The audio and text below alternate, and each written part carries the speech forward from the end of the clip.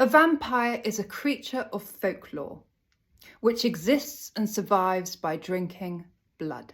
In European folklore, vampires are undead creatures who often visited loved ones, causing mischief or deaths in the neighbourhood.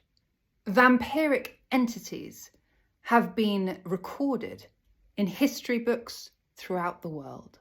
The term vampire was popularised in Western Europe after reports of 18th century mass hysteria of a pre-existing folk belief in the Balkans and Eastern Europe that resulted in some corpses being staked and others being accused of vampirism. The characteristics and more romantic examples of vampires were first introduced in 1819 with the publication of The Vampire by the English writer John Polidori. The story was highly popular and arguably one of the most influential stories in the early 19th century. In 1897, Bram Stoker published Dracula. It is considered the quintessential vampire novel and gave rise to the modern vampire legend. To make a vampire, one has to find a vampire. This vampire must drink your blood, and then you must drink the vampire's blood.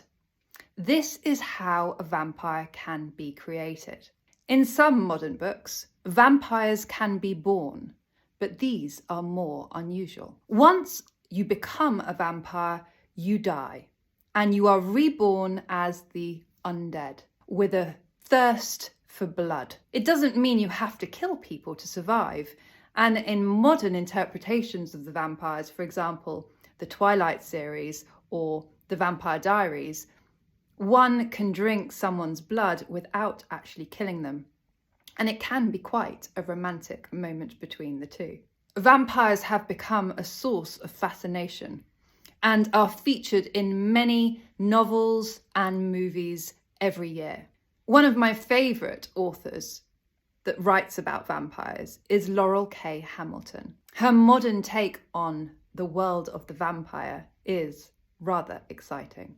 To kill a vampire, it is believed that you must behead the vampire or stake it within the heart.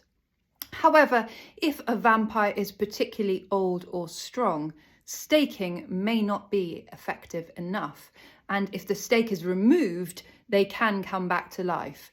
So for the most effective kill, one must behead a vampire.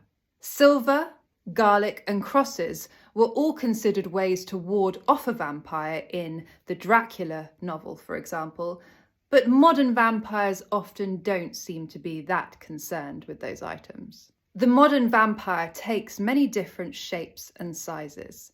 Anne Rice's interview with a vampire featured a child who had turned into an immortal, whereas Dusk Till Dawn features vampires dancing in an exotic club, feeding upon the men or women that come to watch them. The vampire intrigues people, it excites people, and it is a subject of much intrigue. Have you ever met a vampire?